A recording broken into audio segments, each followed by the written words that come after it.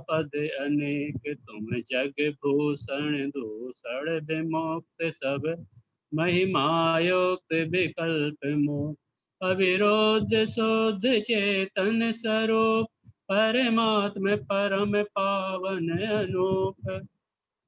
शुभ अशुभ विभाव अभाव कीन, स्वाभाविक परिणति में अछीन, अष्टादश दोष विमुक्त धीर, सचतुष्ट में राजत गंभीर, मुनि गण धरादि सेवत महंत, नव केवल लब्धि रमाधरन, तुम शासन से अमेय जीव, शिव गए जाहि जय है सदीव, भवसागर में दुख छारे वारी, तारन को और ना पिटारे, यह लख निज दुख गद हरण काज, तुम ही निमित्त कारण इलाज, जाने ताते में शरण आए, उचरो निज दुख जो चिर लहाए। देखिए, भीतरा विज्ञान पाठमाला भाग 1 और उसके पहले पाठ पर, जिसका नाम है देव दर्शन, इसके 8 छंदों के आधार से अपनी चर्चा अभी तक हुई है और इसके आगे अपन चर्चा करेंगे। पुनः एक बार 8वें छंद को दोहराते हैं। इसमें लिखा था, यही लखी निज दुख गद हरण काज, तुम ही निमित्त कारण इलाज, जाने ताते में शरण आयो, उचरो निज दुख जो चिर लहायो।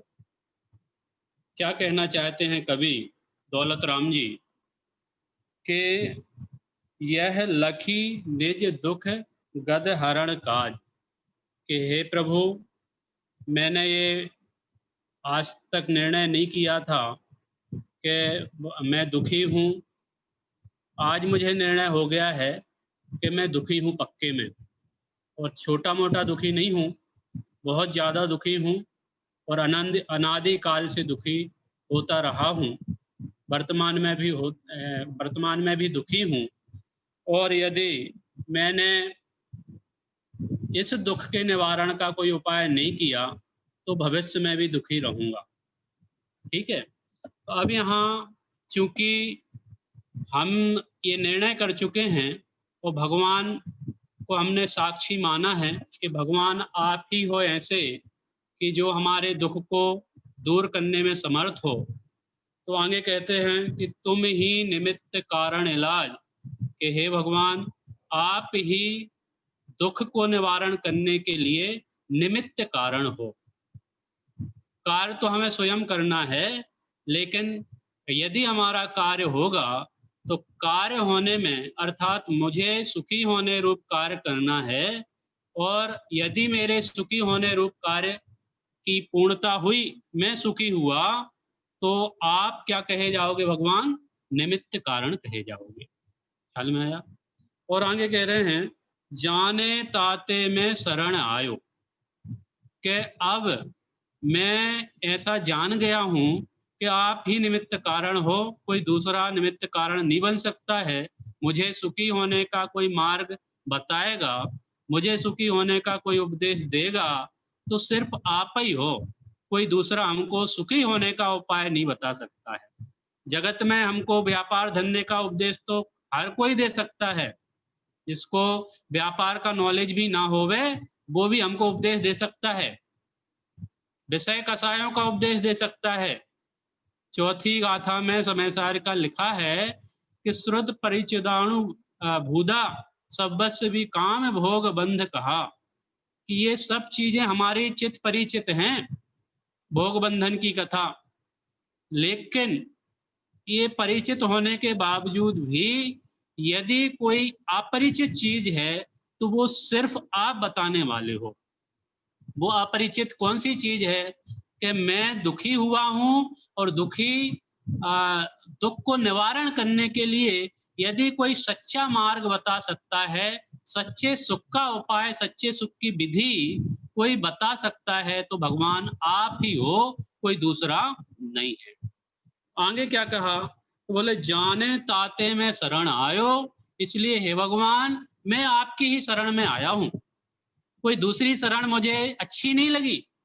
जगत में मैं चाहता तो बहुत सारी शरण हो सकती थी, और बहुत सारी शरण में अंधे जगत के प्राणी घूम ही रहे हैं। बोलो, भगवान को शरणभूत ना जान के कितने जीव ऐसे हैं जो अशरण में शरण मानकर, माने जो हमारे को समझो सुख प्राप्त नहीं करा सकते हैं, वो सुख हमको अन्य लोग करने को तैयार हैं। माने मंत्र तंत्र ना जाने कौन कौन से उपाय बताते रहते हैं, जो हमको ही भरोसा नहीं होता है, फिर भी हम उनकी बात को सुनने को तैयार हैं। लेकिन असली बात, जब हम यहाँ पे मोक्ष मार्ग के समझो मोक्ष मार्ग की बात सुनने के लिए बैठे हैं, मुक्ति मार्ग के लिए, मुक्ति के मार्ग को समझने के लिए बैठे हैं, तो इस मुक्ति मार्ग में यदि कोई प्रवेश करने के लिए रास्ता बताने वाले यदि हैं, तो सिर्फ आप हो। आपके अलावा कोई मुक्ति का, सच्चे कल्याण का उपदेश देने में समर्थ नहीं है।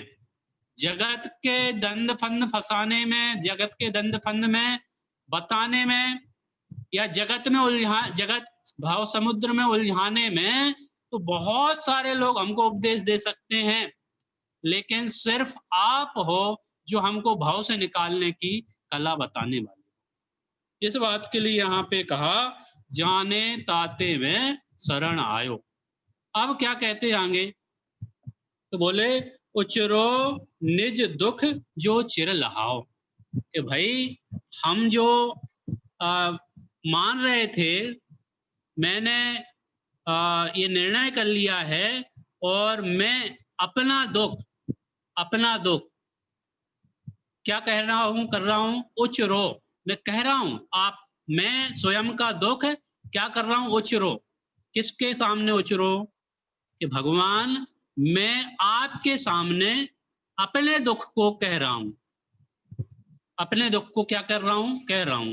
जगत में लोकोक्ति है ना, कि भाई खुशी बांटने से बढ़ती है और दुख बताने से घटता है। तो भगवान मैं अपना दुख आपसे बता रहा हूं। तो भगवान दुख बताने से, भगवान को दुख बताने से भगवान हमें सुखी कर देंगे, ऐसा तो है नहीं। भगवान हमें सुखी करने में मात्र निमित्त हैं, लेकिन फिर भी मैं आकुलित भयो अज्ञान धार, मैं आकुलित हूं।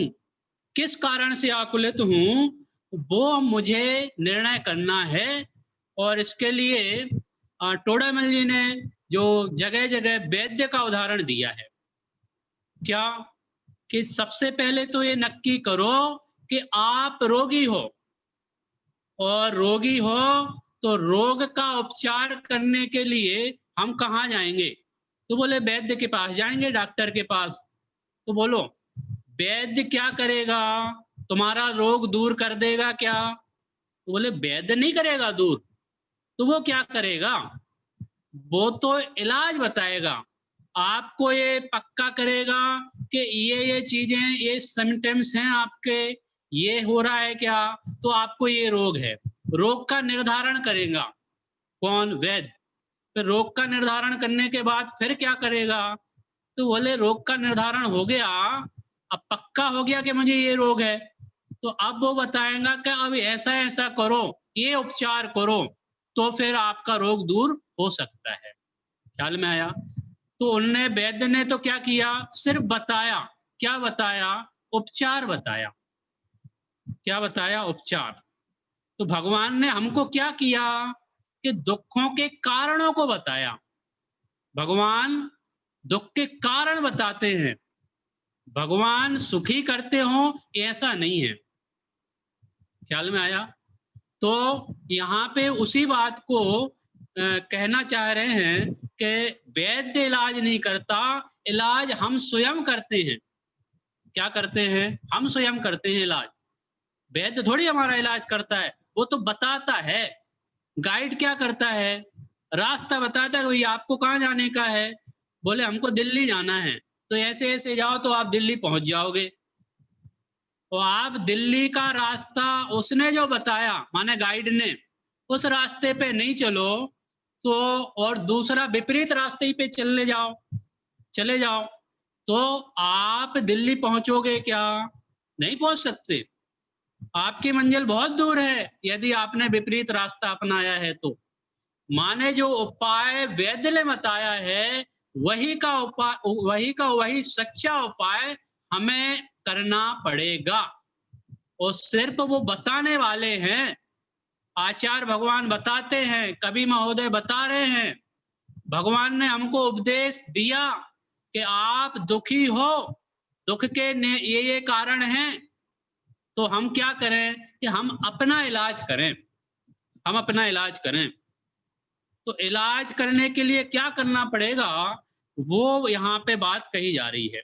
क्या बता रहे हैं यहाँ पे, देखो बहुत सुंदर बात है। 9वां और 10वां छंद जो है, इस छंद में हमारे जो मुख्य कारण हैं दुख के मुख्य कारण कौन कौन से हो सकते हैं, वो कारण बताए और उन दुखों का निवारण भी बताया।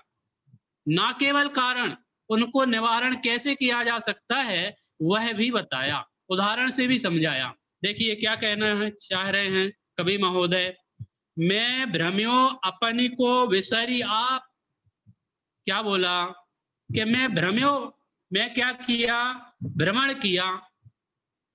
मैं भ्रमण किया, भैया पता है मुझे, मैं भ्रमण किया, मैं बहुत चारों गतियों में परिभ्रमण कर रहा हूँ, 84 लाख योनियों में परिभ्रमण करके आया हूँ, अनंत दुख भोगता आ रहा हूँ।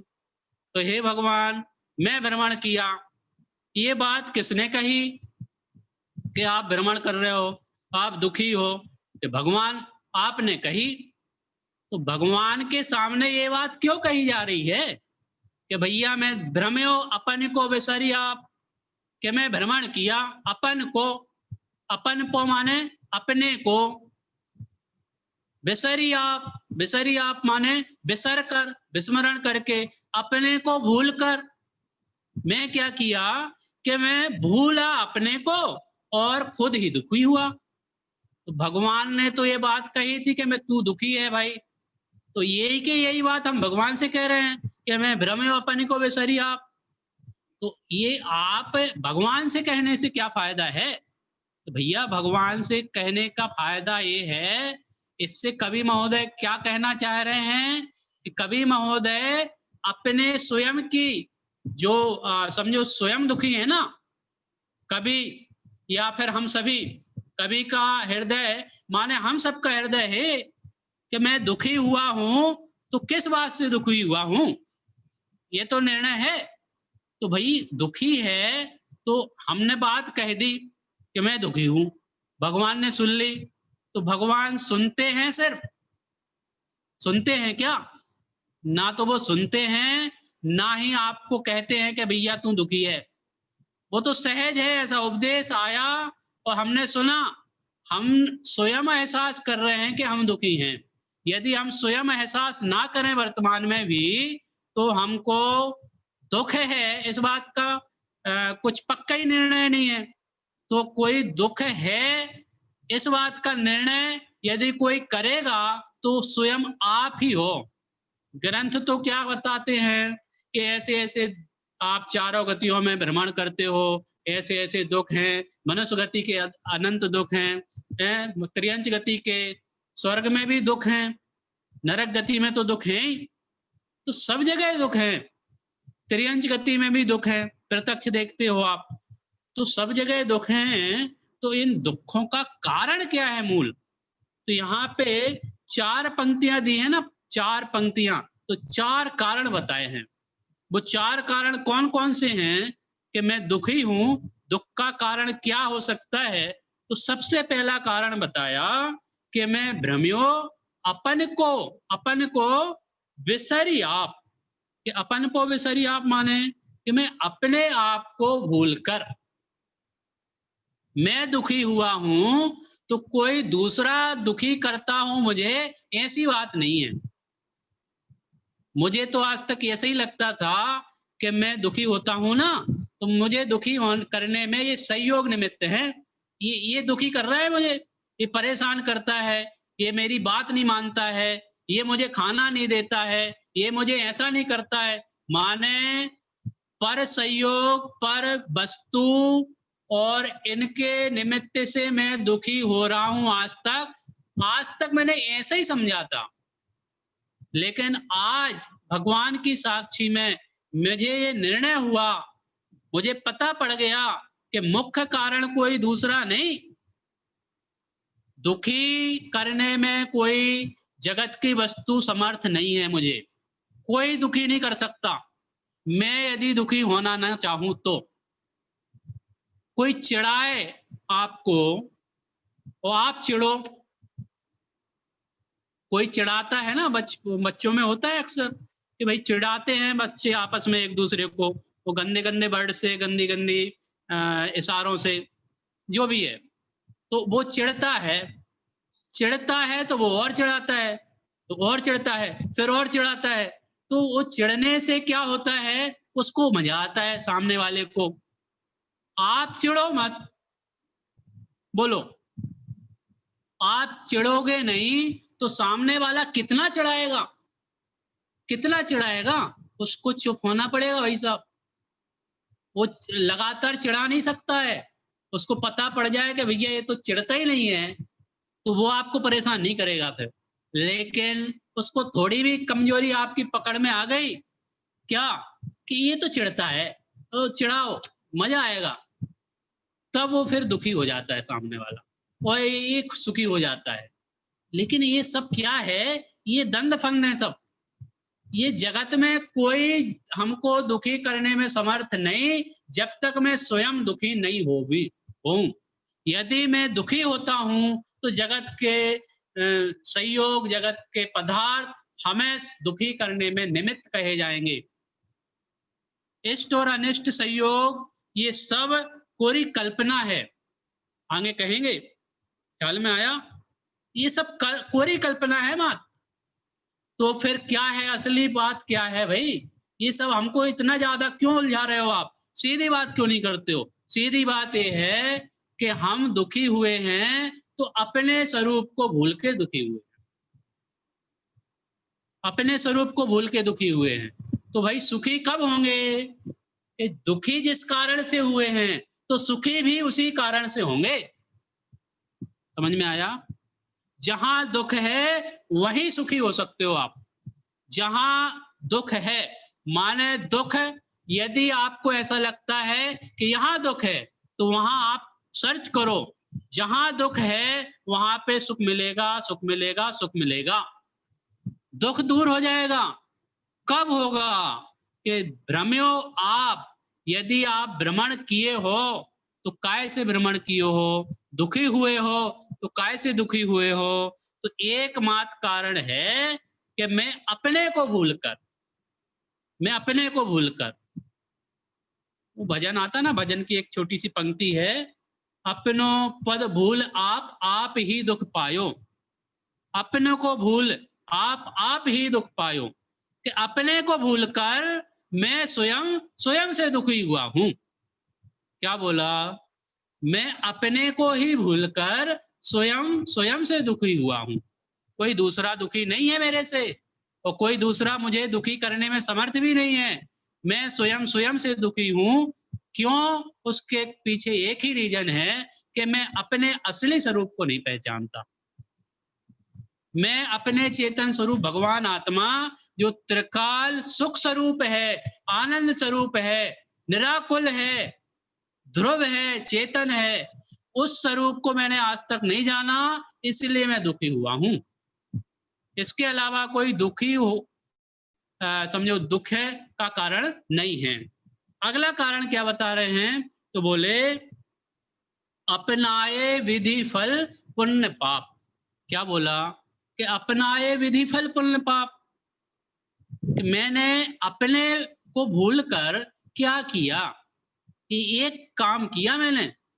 जगत में जितना भी संयोग है ना, जो अच्छा और बुरा दिखता है हमको, अच्छा दिखता है वो पुण्य का संयोग है, और जो बुरा दिखता है या अनुकूल नहीं है, हमारे प्रतिकूल है, वो पाप का संयोग है। और ये तो उदय जल अवस्था है, ये उदय की व्यवस्था है, ये कर्मों की व्यवस्था है, इसमें मेरा कुछ नहीं है, इसमें मेरा कुछ नहीं है। तो भाई किया किसने? ये शुभ अशुभ पुण्य पाप किसने पूर्व में बांधे थे? कि भाई बांधे थे, बांधे थे। उसका फल उदय में आज आया है। तो उदय में आया है, उदय में आना अलग बात है, ये थोड़ा सा आपको समझना पड़ेगा। उदय में आना अलग बात, प्रतिकूल संयोग मिलना अलग बात, और उस प्रतिकूल संयोग में मैं दुखी होऊं ये अलग बात है।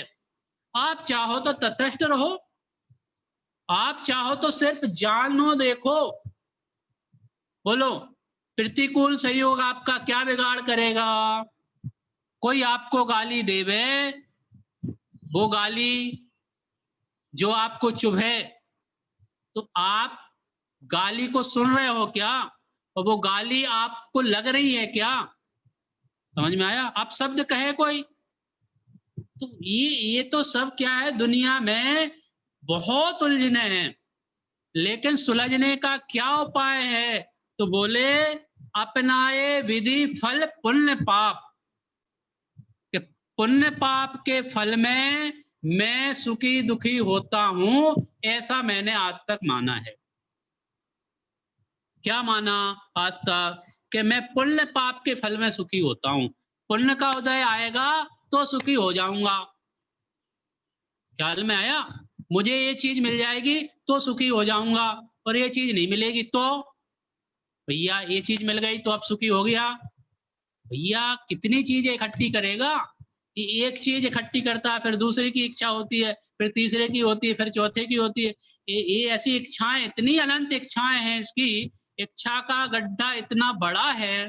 टोडेमल जी ने मोक्ष प्रकाशक में कोट किया कि 3 लोक का समझो इस जीव का इच्छा रूपी गड्ढा इतना बड़ा है कि 3 लोग अणु के समान दिखते हैं, अणु के समान, एक अणु के समान।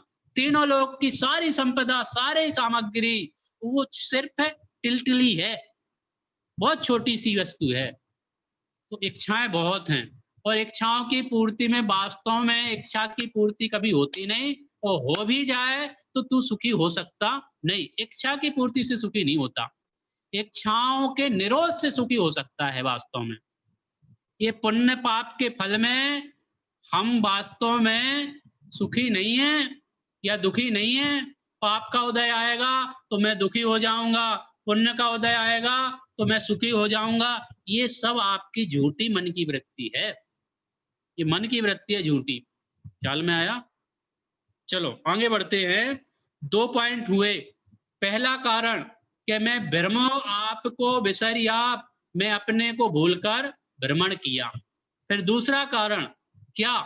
कि मैं सिर्फ इतना ही नहीं किया कि मैं अपने आप को भूल गया, अपने आप को तो भूला ही, लेकिन साथ में मैंने क्या अपराध किया कि मैंने पुण्य पाप के फल को अपना मान लिया। अपना नहीं मानना था, संयोगों को अपना नहीं मानना था। संयोग को अपना मानेंगे तो संयोग ना रहेंगे, जिस दिन संयोग का वियोग होगा वो उस दिन मैं दुखी हो जाऊंगा। ख्याल में आया? वो बहुत बढ़िया थे, वो बहुत अच्छे थे, बहुत अच्छे थे, वो ऐसा करते थे, वो ऐसा करते थे। अब तो नहीं है ना वो। अब अपन उनको याद कर करके परेशान होते रहो। परेशान होने की आवश्यकता नहीं है। क्यों? क्योंकि संयोग उसका ही नाम है जिसका वियोग होता है। निश्चित ही वियोग होगा यदि संयोग है तो।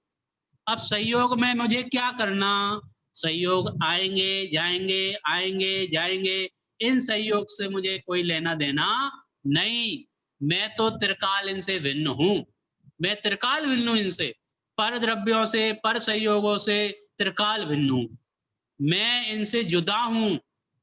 ये बात आप पक्का कर लेवे तो निश्चित ही आपको जो कारण बताए जा रहे हैं उन कारणों को सुनकर आनंद आएगा कि वास्तव में ये कारण भले ही हैं कि मैं भूल गया अपने आप को, पुण्य पाप के फल को अपना मान लिया, तो अपना मान लिया, अब क्या करो? अपना माना है ना, उसको अपना मत मानो, भाई इतना ही तो काम करना है, कोई दूसरा काम थोड़ी करना है। जहां पे अपनत्व की बुद्धि है वहां पे अपनत्व की बुद्धि छोड़ दो। जिस जिसको अपना माना, जिस पुण्य पाप में इष्टता अनिष्टता में अपन आकुल व्याकुल हुए, वहां पे आकुलता व्याकुलता की दृष्टि जो अपनी को आई थी उस मान्यता का हटा दो, उस अज्ञानता को हटा दो।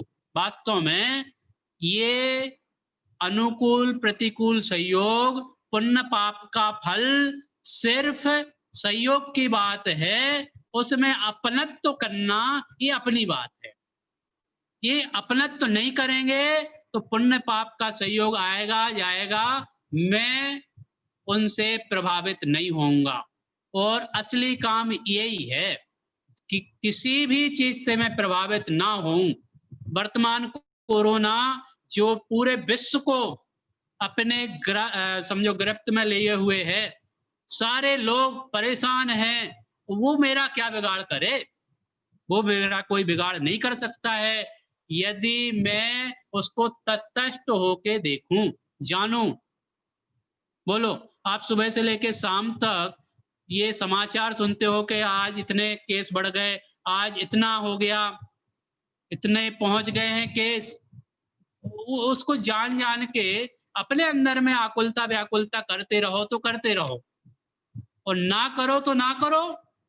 तो भाई हो गया, इतने केस बढ़ गए तो हमको क्या, हमको क्या हुआ?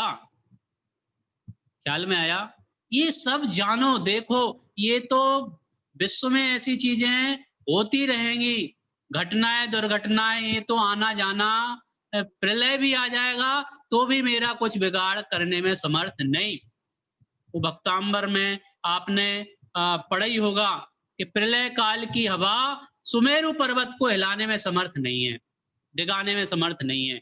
ऐसे ही मैं सुमेरु पर्वत के समान अडिग हूं, मुझे ये सब रोग व्याधि आकुल व्याकुल कोई करने में समर्थ नहीं है। मैं दुखी नहीं हो सकता यदि दुखी नहीं होना चाहूं तो।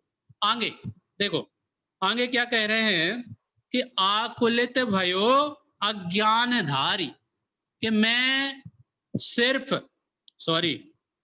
निज को पर का करता पिछान, पर में अनिष्टता इष्ट ठान।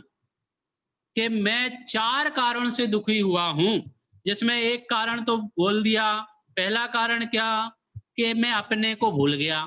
दूसरा कारण क्या? कि अपने को भूला और दूसरे पुण्य पाप के फल को अपना मान लिया, अपना मान लिया। मैं सुखी दुखी मैं रंग राव, मेरे घन ग्रह गोधन प्रभाव, ये सब चीजें मैंने क्या मान लिया? मैं इनके कारण से सुखी हूं, मैं इनके कारण से सुखी हूं, ऐसा। तो निज को पर का करता पिछान, क्या किया कि मैंने निज को क्या किया? पर का करता पिछान। निज को क्या किया? पर का करता माना, और पर को क्या माना? निज का करता। वास्तव में मैंने मिलावट की है। मिलावट किस बात की? कि दो अलग अलग द्रव्य थे, निज और पर, सौ और पर, ये दो अलग अलग द्रव्य थे। अब इसमें मैंने क्या किया कि सौ को सौ नहीं जाना और पर को पर नहीं जाना। सौ और पर दोनों अलग अलग द्रव्य थे, लेकिन दोनों को क्या कर लिया? एक मान लिया। सौ को क्या माना? पर, और पर को क्या माना? सौ। तो यहाँ पे क्या ना मात्र माना नहीं, उसमें कर्तृत्व बुद्धि की, कि सौ को पर का कर्ता माना और पर को सौ का कर्ता। ये कर्तृत्व बुद्धि छुड़ाने के लिए कवि महोदय ने इतने सुंदर पंक्तियां लिखी, इतनी सुंदर स्तुति लिखी, और उस कर्तृत्व बुद्धि को हम पोषण करें, ऐसे कैसे हो सकता है? कवि का हार्द हमें समझना पड़ेगा, और हमारी जो कर्तृत्व बुद्धि है उस कर्तृत्व बुद्धि को छोड़ना पड़ेगा। वो कर्तृत्व बुद्धि कैसे छूटेगी? कि निज को पर का करता पिछान, कि आज तक मैंने जो जाना है पहचाना है उस कर्तृत्व बुद्धि को छोड़ो, पहचानो पहले तो कि वास्तव में क्या मैं पर का करता हूं? यदि नहीं हूं तो पर का कर्ता क्यों बनते हो? बोलो, मैं अपने परिवार को चलाने वाला हूं क्या? मैं अपने व्यापार को चलाने वाला हूं क्या? हैं? मैं इस वाणी का करता हूं क्या? मैं भोजन करता हूं क्या? हर चीज में जो जो एक्टिविटी करते हो आप इस शरीर के माध्यम से, समझ में आया? एक्टिविटी जो दिखाई देती है, ये हाथ हिला रहा हूं मैं, ये कौन कर रहा है बताओ? हाथ हिल रहा है अपनी जगह, और हाथ हिलाने का कर्ता यदि मैं बनूं कि भाई अब मैंने ये हाथ ये सामने किया, अब इसको पीछे करने का सामर्थ्य है, ये अंगूठा में इतना तो कर सकता हूं, लेकिन इसको इस साइड कैसे मोड़ सकता हूं? यदि आप ये कर्तृत्व करते हो कि मैं ऐसा कर सकता हूं, उसके विपरीत भी करके देखो ना, क्या दिक्कत है? तो मैंने आज तक किया यही है कि मैंने माना तो ये कि मैंने इसका करता नहीं, पर का करता हूं। भैया, जहां आपने गलती की है उस गलती को यही सुधार लो। ख्याल में आया? सुधारो, कैसे सुधारोगे? कि भैया निज को निज का कर्ता मानो। कर्ता तो हो आप, कौन से कर्ता? कि निज के कर्ता हो, स्वयं के कर्ता हो आप, दूसरों के कर्ता नहीं हो। लेकिन मानता क्या आ रहा है आज तक? मैंने माना ये कि मैं दूसरों का करता हूं, मैं दूसरों का करता हूं, मैं स्कूल चलाता हूं, मैं विद्यालय चलाता हूं, मैं संस्था चलाता हूं। ये ना जाने कैसे कैसा कर्तव्य भाव छुपा हुआ है लोगों में। मैं दुकान चलाता हूं, मेरा व्यापार बढ़िया है, मेरी गाड़ी है, मेरी बाड़ी है, क्या क्या अपनत्व करके बैठे हो। मैं इसका करता हूं। भैया इसके करते हो, इसका करता हो, तो ये जो सहयोग दूर होगा ना, तो वो फिर वहां पे आपकी बुद्धि कहाँ जाती है कि भाई यदि आप करते हो तो अब क्या हुआ? बोले ये तो मैंने नहीं किया, ये नहीं किया मैंने। जहां पे कर्तव्य तो नहीं चलता वहां पे बोलता है कि मैंने नहीं किया, और जहां पे कर्तव्य तो चलता है वहां पे बोलता मैंने किया, आई एम समथिंग, मैं करने वाला हूं। ये जो अज्ञानता है, इस अज्ञानता को यहाँ पे बहुत गंभीरता से हमें विचार करना है, और एक एक एक्टिविटी में जहां जहां मेरा कर्तापना है वहां वहां मैं कर्तृत्वपने को छोड़ूं।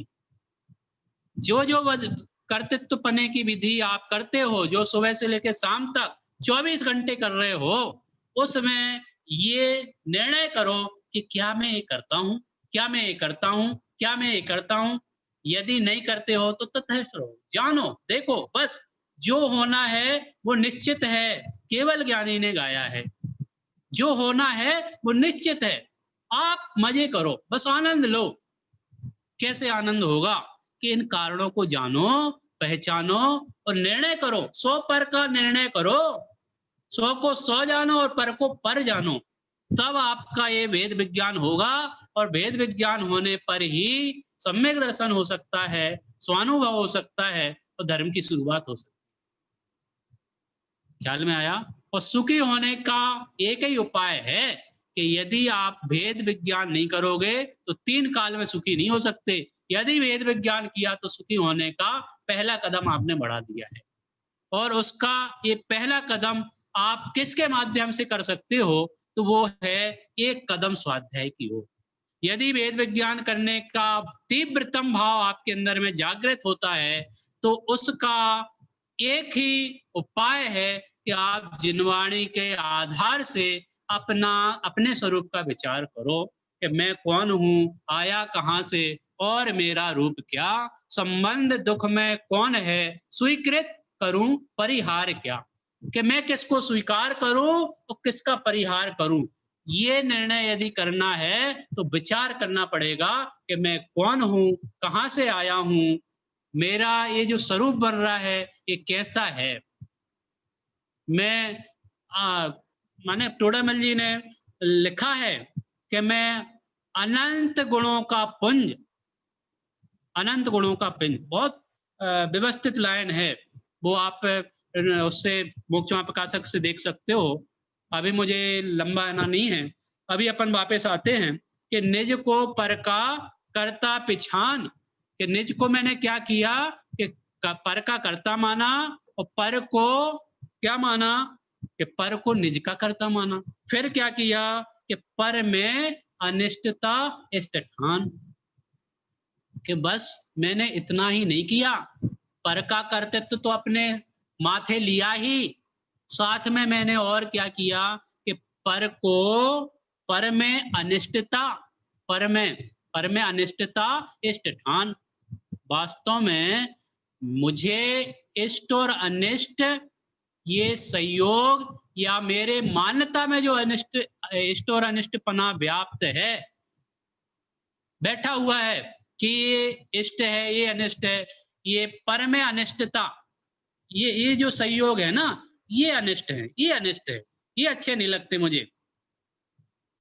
तो क्या अच्छा लगता है? ये अच्छा लगता है, ये अच्छा लगता है। भाई ये एक एक एक चीज को आप क्या कर रहे हो, अच्छा मान रहे हो, और एक चीज को क्या कर रहे हो, बुरा मान रहे हो। तो ये जो अच्छे और बुरे की मान्यता है ये गलत है।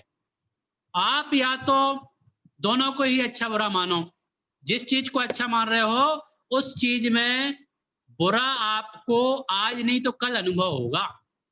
यदि आपकी कोई बात मानता है तो वो आपको अच्छा लगता है, और कल से भी यदि वो बात नहीं माने तो वो आपको शत्रु जैसा प्रतिभाषित होता है, ये मेरी बातें नहीं सुनता है। ख्याल में आया?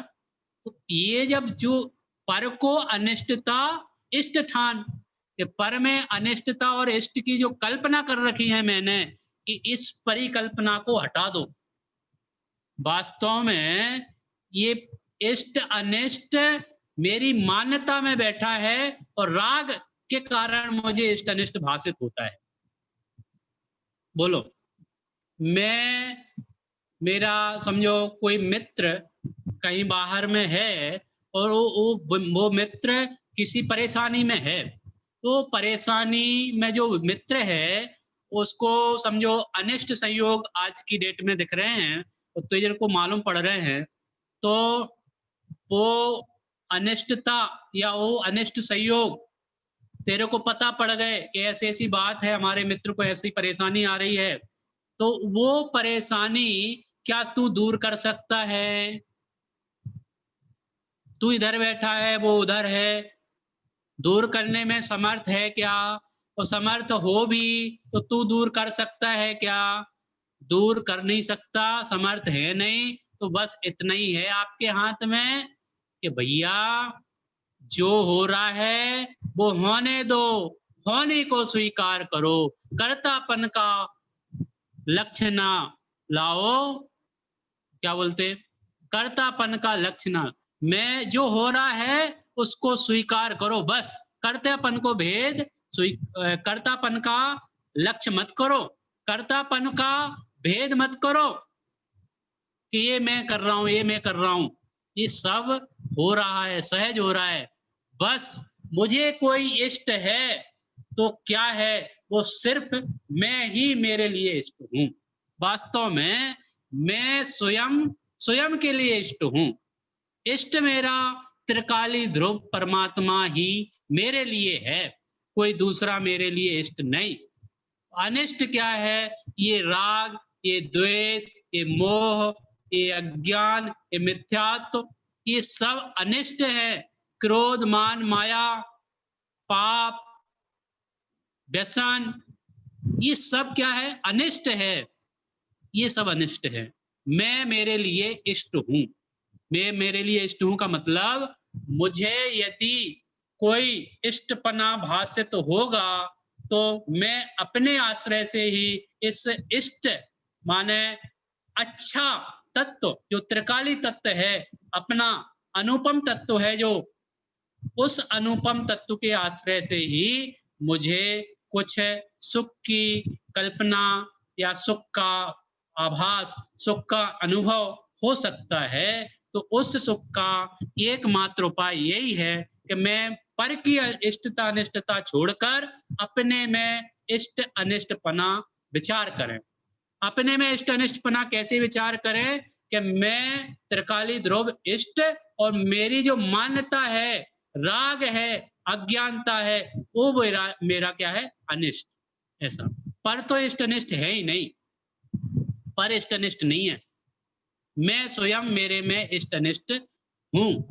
अर्थात मेरी अज्ञानता, मेरा राग द्वेष ये अनिष्ट है, और मैं त्रिकाली ध्रुव जिसका आश्रय लिया जा सकता है, शुद्धात्म और पंच गुरु जग में शरणा दो, जिसकी बात अपन कर चुके हैं कि शुद्धात्मा ही एक शरणभूत है। उस शरणभूत आत्मा को यदि हम पहचानेंगे और जानेंगे तो निश्चित तौर पे हम क्या हो सकते हैं, सुखी हो सकते हैं। तो इन कारणों को अभी हमने जाना है कि ये मुख्य कारण, ये मेरे मूल दुख के, मेरी भूल से ही मैं दुखी हूँ। 4 कारण यहाँ पे बताए गए हैं कि अपने को भूलकर, पुण्य पाप के फल को अपना मानकर, और पर में, पर का कर्ता अपने को मानकर, अपना कर्ता पर को मानकर, और पर में इष्टता अनिष्टता का सहयोग या उसके फल में इष्ट अनिष्ट की कल्पना करके मैं दुखी हूँ। अब आगे और भी दुख के कारण यहाँ पे बताएंगे कि वास्तव में क्या दुख का कारण है। तो इन सारी चीजों को समझकर जो कवि का हृदय है, उस हृदय की कल्पना हम करें, अपने हृदय में कवि का हृदय रखें, और इन सारी चीजों को भेद विज्ञान के बल पर निर्णय करके हम अपने स्वतत्व को उपलब्ध करें, और स्व उपलब्धि ही, स्वानुभूति ही एकमात्र सुखी होने का उपाय है। और वो उपाय एकमात्र जिनवाणी के आश्रय, स्वाध्याय से, चिंतन मनन से हो सकता है। तो हम सभी लोग ये सब चिंतन मनन करते हुए, जिनवाणी का स्वाध्याय श्रवण करते हुए अपनी आत्मा की उपलब्धि करें, इसी मंगल भावना के साथ विराम लेता हूँ। संक्षेप में जिनवाणी विनय। निज निधि निज में बताई, यह अनंत उपकार है, उसके लिए जिन वाणी माँ को वंदना सतबार है।